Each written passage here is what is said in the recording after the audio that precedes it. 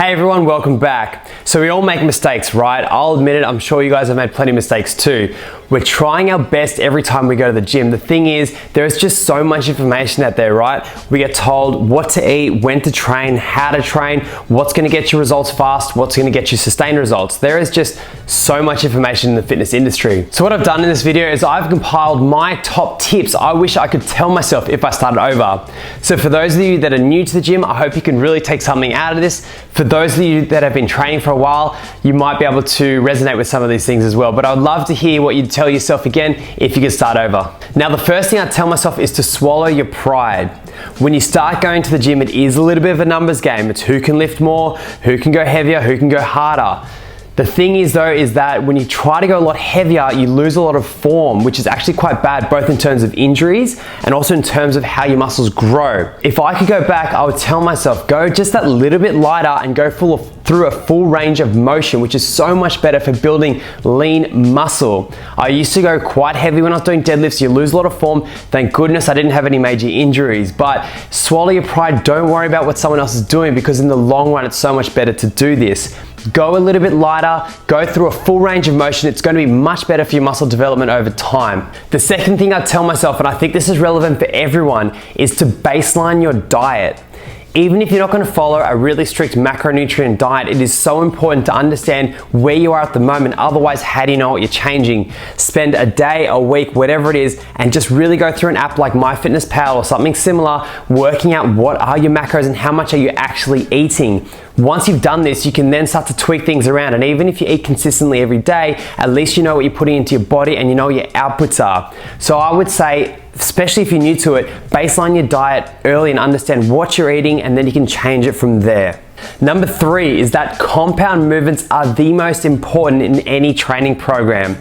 So firstly, compound movements. These are movements that are really engaging multiple muscle groups. So they're your standard bench press, deadlift, squat, those big heavy movements that are engaging multiple muscles at once. They're typically your heavier ones. Now there's a reason why these specific exercises haven't changed in a very long time and why they're still a staple exercise in any program. They are the best for building muscle, overall muscle mass. They are great in terms of stability, and they're basically the ones you need to be doing within your training program to build strength. Yes, there are a whole range of equipment, there's new exercises all the time, but they're typically isolated exercises. Your squat, deadlift, all those big movements are never going to go anywhere. So what I would say is make sure you incorporate compound movements within any training program, particularly if you're looking to build muscle, and do it at the start of your workout as well while you're nice and fresh. That way you can go a little bit heavier. Those isolated movements are really going to be good for fatiguing it towards the end, but you need to get those compound movements right and focus on them at the start with really, really good form. The fourth thing I would say is that intensity is your best variable. For a lot of people, they go to the gym, they try to go hard each time, or maybe you get stuck in the same intensity level each time you go. You can still go to the gym multiple times a week, 7, 8, 9, 10 times a week, but by changing the intensity levels, so by doing an active recovery or something a little bit lighter, it really helps your body recover. It also means you can go harder in those sessions that you do want to go harder in. What I do in my training program is I train 10 to 14 times a week, but they are not all trying to bash my body each time. Some of them are more active recovery sessions, but I've got the 3-4 sessions a week that I really want to go harder and I really target. And they're the ones that I'm going for PBs. They're the ones I'm really trying to nail myself, and they're the ones that I make sure I get a good nutrition, good diet around. So changing the intensity levels is one of the best ways, and one of the things I think is a necessity in any training program to really get your results quickly and over time and consistently. Now, the fifth thing I would say is that dieting is probably more important than training.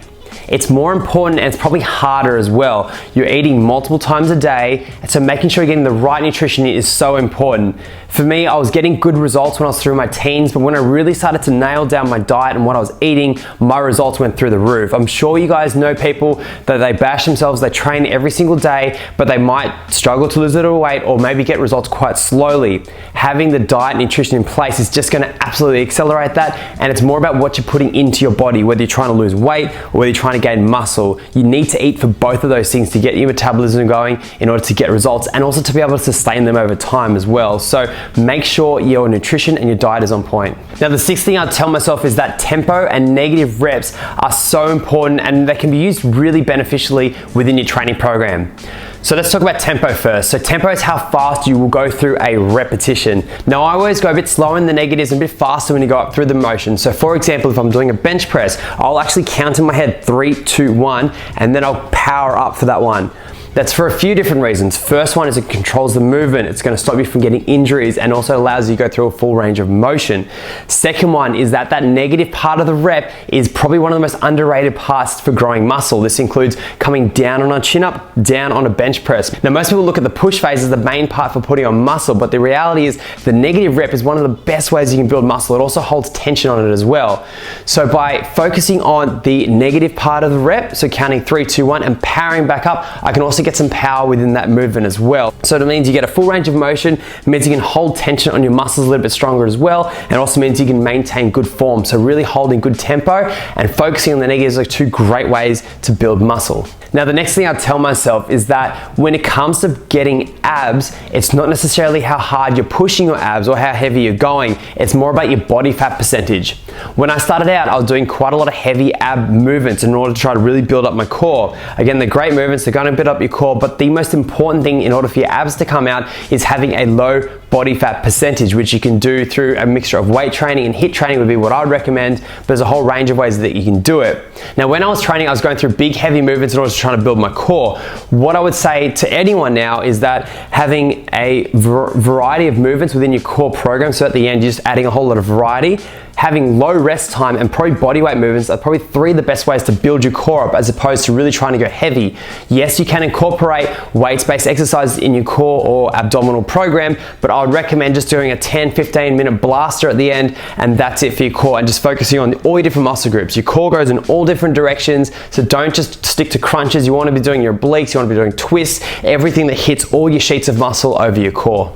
That's it for me, guys. That's the top tips that I would tell myself if I saw myself at the gym as a young 16-year-old. Would love to hear your thoughts down below. Hit me up with a comment. Please hit subscribe if you like my video and I'll catch you guys soon.